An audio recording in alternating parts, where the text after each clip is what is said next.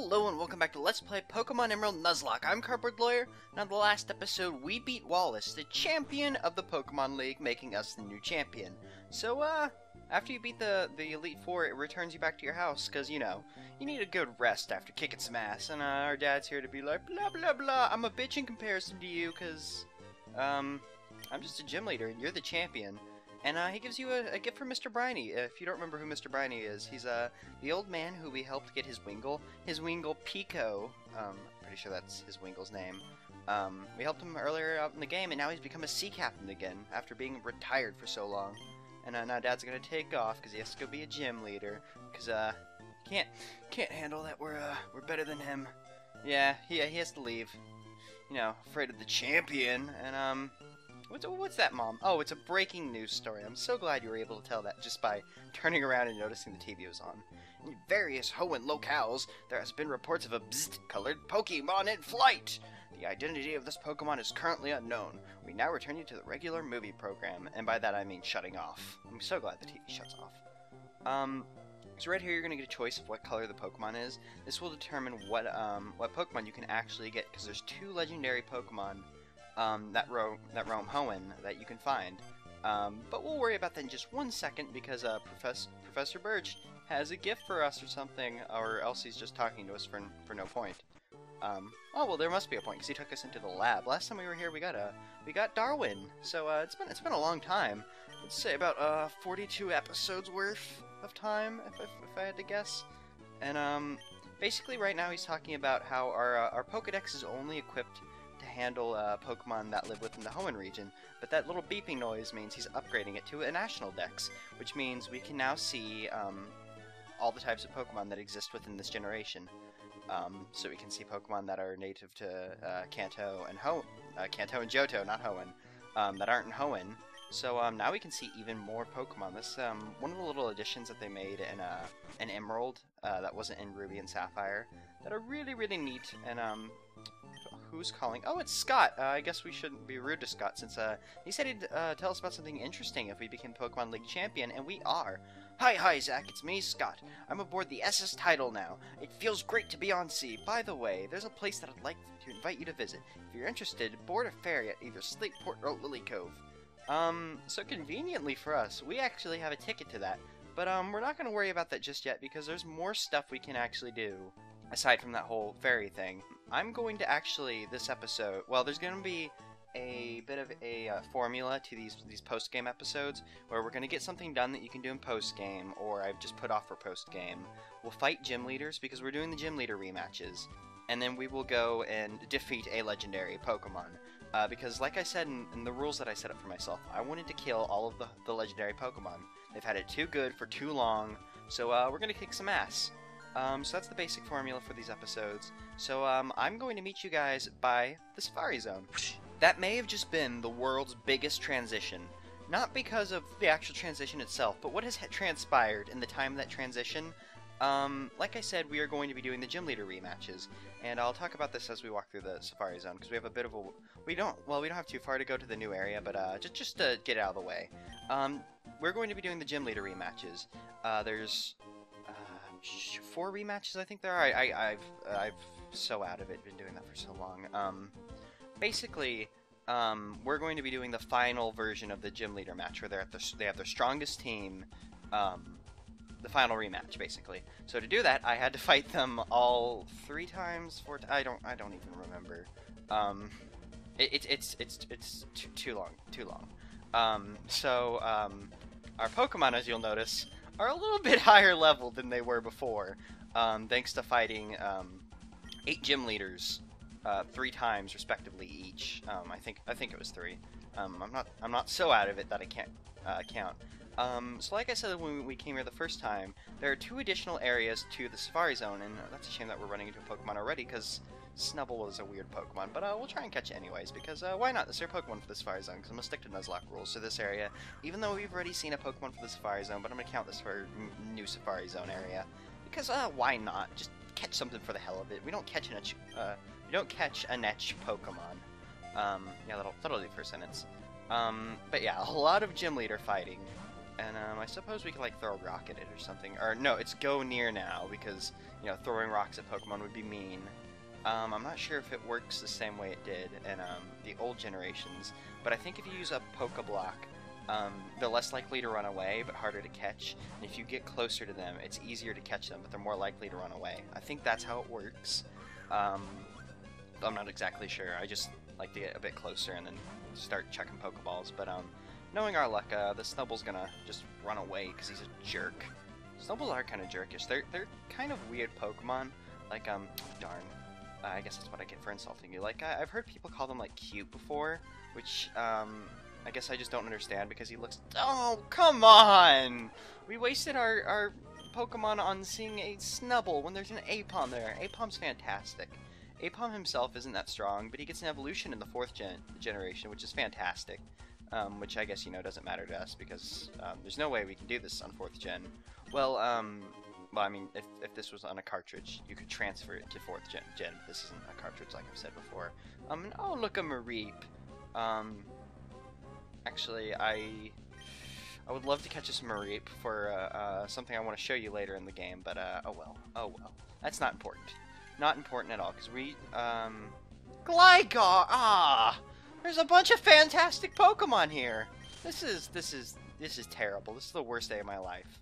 I'm going to sit on the ground and cry, and by that I mean surf across this water, because, the Pokemon I would have actually liked to catch from this area is in the water you can find, Wooper and Quagsire, and, Quagsire's up there with my, favorite Pokemon. I'd say maybe he's my 3rd favorite Pokemon behind, Weezing and Bulbasaur. Weezing being my first, Bulbasaur the 2nd.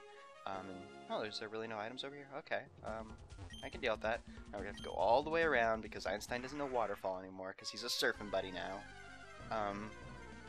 Oh, and look, it's a little Chun because I don't know what a Marill is.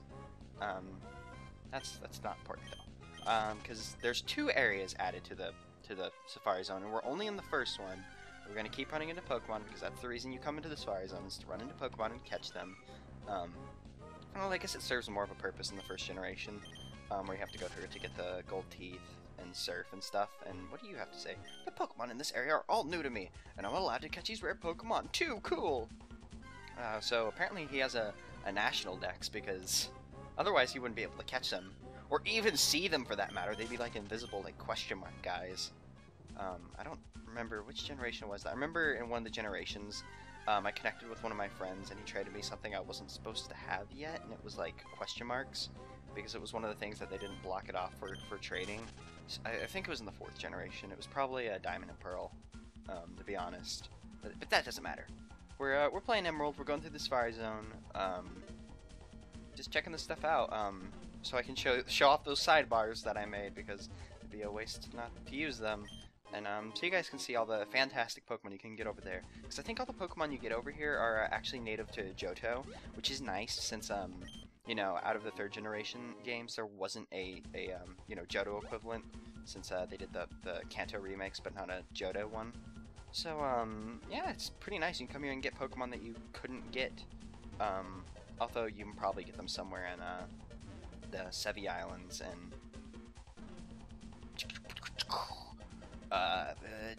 fire, red, leaf, green, and I guess we're leaving because I just started walking out without even thinking about it. Yes, I would like to exit now. We've already looked around. I think we picked up all the items. And blew our load on catching a Pokemon. I guess I could have broken the rules again, but we've done enough breaking the rules. We've done enough breaking the rules for that one time that we did it. Maybe even more. I don't remember if we've done other times where we broke the rules to do something cool. Although I'm going to have to break the rules to show you something cool in the next episode, but we're not worried about that now, because we're actually going to go handle gym leader rematches right now. Basically, in each episode, we're going to fight one gym leader, with the exception of the first 2 episodes. So in this one and the next one, we're going to fight 2 gym leaders in each one. So this one, we're going to fight Roxxane and Brawly, because we're going to do them in chronological order. Even though I already know, like, this might be a damper on it for later, but I won't bother with it. I'll tell you later. I'm so glad to see you here again. I'm Roxanne, the gym leader here, and you keep adding words, and it's really weird. blah blah blah blah blah. Let's battle. That's actually what she said. For those of you who can't read. Roxxane wants to battle. Let's fight her. So after rematching her a few times, she actually gets a pretty cool team. She adopts a lot of Pokemon from Kanto, which is really neat. Especially this Aerodactyl. Honestly, she's not going to be all that tough because, as you can notice, we're 10 levels above her thanks to, you know, all the fighting we had to do. When I guess even before we would have still been quite a little bit, well, you know, a bit ahead of her just straight out of the Pokemon League. But don't worry, the later gym leaders do get stronger, and they will have Pokemon stronger than us, like Pokemon in the 60s. So don't worry about the whole, you know, challenge thing, because there will be challenge. There will be a lot of challenge. Like I was gonna say before I tried, emphasis on the tried, to narrate what that Roxanne chick was gonna say. The 7th gym leader is going to be the gym leader that we're going to have the most trouble with. I almost lost Pokemon fighting them in the rematches. Like, who was I fighting with? I think I was making dumb decisions though, because I was trying to fight with everyone so they could all get balanced as far as they'd level up. Otherwise, we'd end up using Einstein and Mr. Franklin the most, because I've learned which Pokemon have good synergy with each other, because I forgot to mention it up until now, even though we've been battling for a little while. All of the rematches are conducted through double battles, which is really neat, you know, kind of shoehorn the double battle feature and a bit more of some, you know, more powerful battles, which you don't really get to see, because the most powerful battle, as far as double battles you get to see, would be the 7th gym leader. So now you can see it with all the gym leaders, including the 7th gym leader. But honestly, 7th gym leader is going to be the toughest for us. Although Juan probably has much stronger Pokemon than he had before, so that might be a little bit terrifying. Because Pokemon was like in the early 60s, so it's probably going to be in like the mid 60s next time we see it. Not that I remember. I guess if I really wanted to, I could look back on my the sidebars that I made, but I don't want to spoil it too much. Like, I already know what Pokemon they're going to have, because I've seen their team, you know, grow, so I know, like, oh, that thing's going to evolve into that, or so forth. I've already seen it evolve, but I don't know what levels they are going to be exactly, so hopefully we won't have to level up a bit more to fight them, because if his Pokemon are in the mid-60s, like I think, we might be in a bit of trouble, but we might be able to take them. Not that it matters, because we'll be able to do pretty well for ourselves for the most part, I think. And Rock Slide, I wish we could teach Newton Rock Slide. There is actually a way to teach Rock Slide to her through a move tutor, but it's not a move tutor that we have access to. I mean, technically we could go get access to it, but it's so much more effort than I am willing to put forth. I'm not going to lie. Like, I know that may sound bad, but in a few episodes I'll explain it to you guys, because it's part of the feature. One of the best features added into this game that we're not going to explore a bit, just because it's very time consuming. But it makes for neat post game stuff. We'll see it later. Because right now I think she's down to her last Pokemon, just Nosepass. Fitting, seeing as Nosepass is her like main Pokemon, but she didn't even put like a dent in our Pokemon. Not that, you know, that's anything to boast about, because we were like over 10 levels higher than most of our Pokemon. Her Nosepass being her strongest and still being weaker than our weakest, which I think our weakest guy was at 56. Grrr, again I have lost. And I'd like to mention also, anytime after you fight them, I got so used to gym leaders like saying the thing afterwards that I kind of forgot about that she wasn't going to say anything. I was waiting for her to say something. The hell was I saying? I actually don't remember. I completely distracted myself and now I don't remember. Well, that's good. Always a good thing. So we'll just make our way to Brawly. Forget what I was saying. Well, I mean, you guys actually know what I'm saying because you have video evidence. I can't. Well, I guess I could pause the recording and then listen to myself, but that would be cheating on. Wait, this is the wrong. Yeah, that's the wrong way. That'd be cheating on several levels of cheatery. Not that it matters. And I can't believe I got lost in this little maze when the lights were on, and I just noticed, but Brawly's overworld sprite looks like the guy from the Food Network. That's just kind of a total Tool. What's his name's like Guy something. I don't know. He runs some show. Don't ask me why I know Food Network stuff. I don't know myself. I think we'll fight with Newton and Bombastis have good synergy. Actually, I think we'll fight with Darwin and Ride. Like I was talking about earlier with you know, the double battle synergy. Darwin and Ride have the best synergy with each other, while I noticed Newton and Bombastis have good synergy, and then, like I said, Einstein and Mr. Franklin. A wave may draw back, but it always returns to shore. A giant wave of talent. Killed your Meryl. I'm a jerk. So let's kick Brawly's ass. Let's get revenge for Chun, which we can finally do. And we'll get sweet revenge, seeing as we're gonna fuck him up, guys. Plain and simple. This is going to be no holds fuckery. Okay, so this is the part about the double battle, or not even the double battle, just the gym leader rematches as a whole. The gym leaders, whoever decided the gym leaders' movesets was a total jerk and was just like, well, what if every single one of their Pokemon had the ability to protect at any time? Like, they all probably don't have protect. Like, that's only a slight exaggeration, though. And a lot of these, like, just gym battles, it was just like, oh, well, we're just gonna spam protect, and that was all they would do. It would either fail or would just keep working, and it was so annoying. Like, there were just times where they would just, both of their Pokemon would use protect, and what's the point of just using protect if there's no strategy behind it? And Hariyama used his oh, for a second I thought Hitmonchan was using Psychic, and I was like, what the fuck? If you remember right, he had a Makihito when we first fought him, and it's now fully evolved into Hariyama. I'm actually gonna go after Hariyama. Oh, that was a good call, because I had a feeling that Hitmonchan would use protect. Darn thing is fake out, but oh well, doesn't matter, because Ride will put a dent in it. Unfortunately, Ride doesn't hit as hard as the rest of our team, since she's more of a defensive wall type Pokemon in a way, despite being just Ride's a bit confusing because she's slightly like delicate, but she still has like good defense, if that makes sense. I think it's probably her HP. But she just doesn't hit as hard as the rest of her team, but that doesn't, you know, disqualify her for anything. Because you guys saw, she got the final hit on Wallace, and she did fantastic against that Ludicolo. Because I had no clue when we hit Ludicolo, because I had a feeling he would probably have a Ludicolo, but I was like, well, we don't really have a good way of taking out Ludicolo.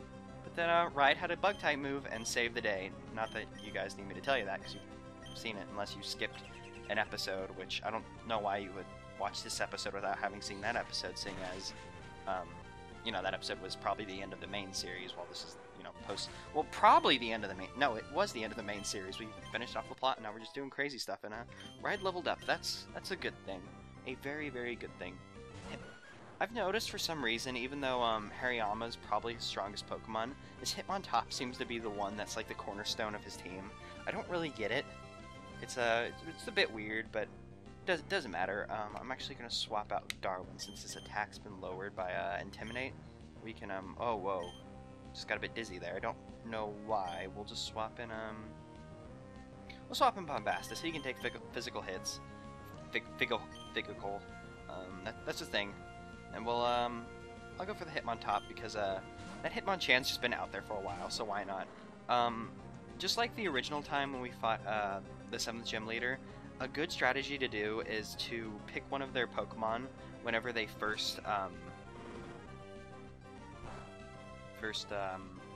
when you first start the battle. Just pick one of their Pokemon and decide to not to kill that Pokemon, and just leave it out so they can't have two more powerful Pokemon out at the same time. Well, I guess this Hitmontop's just gonna hit away at us while or Hitmonchan's gonna hit away at us while we aim for the Hitmontop, who keeps protecting himself, and Sky Uppercut. Darwin can actually learn that move, and I think he might have tried to, but I told him not to. Because honestly, I like Brick Break more as a fighting move, because it has more accuracy, I believe. I think Sky Uppercut gets to 75 accuracy. I can't recall off the top of my head, but I think it's somewhere around there. And finally, the other thing used Protect, so he can kill his Hitmontop. Because this Hitmontop's a bit of a jerk, because it just comes out and lowers your attack, and then normally Hitmontop's the one who just loves to spam Protect. Although I think Hitmonchan loves to do it too. It's probably the boxing gloves. Just those stupid Hitmon things. Actually, I like the Hitmon family. Although Hitmonlee is, of course, you know, my favorite because it's everybody's favorite. Because Hitmonlee is the coolest out of them, just by far. Although Hitmontop might ow, my knee. Was probably a lot closer to the mic as well the way I was sitting, and I should probably not sit that way anymore. Although Hitmontop might be the most useful out of the family, given his position as a support dude. And I think we finished him off. Is that? Yeah, there we go. We beat leader Brawly, so we've beaten our two gym leader quota for this episode, which leaves us at 20 minutes or so to go catch a Pokemon. If you remember at the beginning of this episode, we saw a Pokemon on the TV where it was like we've got the choice. We're going to go find that Pokemon now.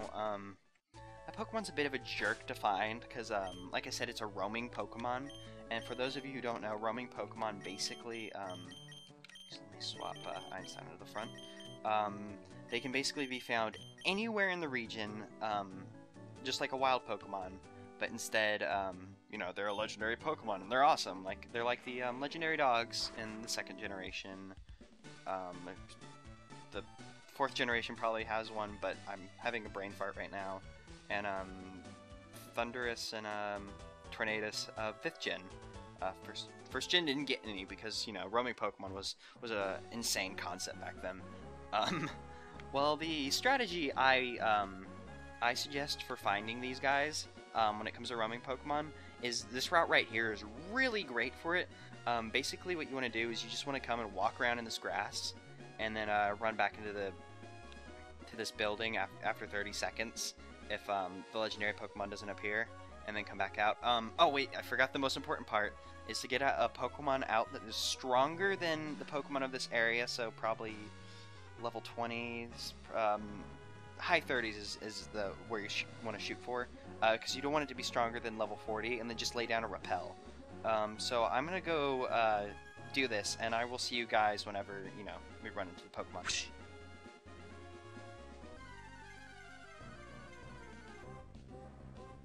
And here it is, the legendary Pokemon Latias, or I normally call it Latias, but I've heard it pronounced both ways. I personally prefer Latias, but that's not important. Now, it only took me about 13 minutes to find this thing. That's a pretty good time to take to find it. Although the real battle with this thing is actually finding it. Because like I said, 13 minutes is good. I have a story for you guys. But I'm just going to tell you a bit about this Pokemon first. Since it's a roaming Pokemon, no matter what you do, if you're faster than it and try to attack it, as long as you're faster than it, you'll get to attack, but then it will use its turn to attack every time to run away, and it can run away from you, no problem. Once it runs away, it basically just randomizes where it was again. So, you know, it just makes it annoying to find again. It's not like it disappears. If you kill it, though, it disappears for good. Now, this is my 2nd time recording this episode. I tried to record this episode a few days ago, where I got to this part, and I found it within 2 minutes, which was actually, you know, that's a beautiful time to find this thing. But unfortunately, the attack I hit it with didn't do enough to kill it, leaving it with just a little bit of HP. So I was like, okay, well, I'll just find it again. Over an hour and a half later, I wake up to find that I'd fallen asleep for maybe 20 minutes or so while playing, and my recording software had crashed, and I had lost the episode. This thing can just be a total dick to find sometimes, because it is completely random. Even when you have seen it, you get it in your Pokedex, which makes it a lot easier to find. You can use that method that I said, but basically walk in, walk out, check your Pokedex if it's in the route, just go into the grass and look around for it. Be careful not to run or use your bike, because it might run away from what I've heard. So just, you know, walk through the grass. But if it's not, you basically just, you know, go back in, come back out, check your Pokedex, which doesn't sound so bad. But after an hour and a half or so of doing it, I don't even know how long it was. I just know I wasn't out for terribly long. I think it was about 20 minutes, because I just got so bored of walking in, walking out, checking my Pokedex over and over and over again. But that's enough of that. Like I said, the real battle is finding this thing. Once you can find it, if you can kill it in one hit, then you're fine, because it won't fight back, which probably doesn't seem like a real battle, but the real battle is finding it. Latias is part of a duo called the Eon Duo. I'm pretty sure that's what it is, because they're known as the Eon Pokemon. So it has another. There's the blue equivalent of this Pokemon, which you actually find in Pokemon Ruby, while you find this Pokemon Pokemon Sapphire, which is kind of funny because, you know, blue-red. But I guess they just wanted to swap it up to be fun. Latias is the more defensively oriented of the two, while the other one is more offensively oriented. Now, you can only find one in each game, but with a special event, you can actually go find the other one. I don't know anything about special events, so we'll just not talk about that subject at all. And oh my god, no! Okay, so it only took me 2 minutes to find this thing. I almost had a heart attack. Oh god, I wanted to cry. Your best bet for catching this thing, honestly, is to use your Master Ball. This is the legendary I suggest using your Master Ball on. Whatever roaming Pokemon you get is the Pokemon you should totally use it on. If you don't have a roaming, if you don't have your Master Ball and you want to catch a roaming Pokemon like this, I suggest getting a Pokemon like Wobbuffet or Trapinch that has an ability that can, you know, prevent it from running, so you can actually, you know, properly fight it rather than it just running after every turn, because it will run no matter what. If it's asleep, frozen, it just runs.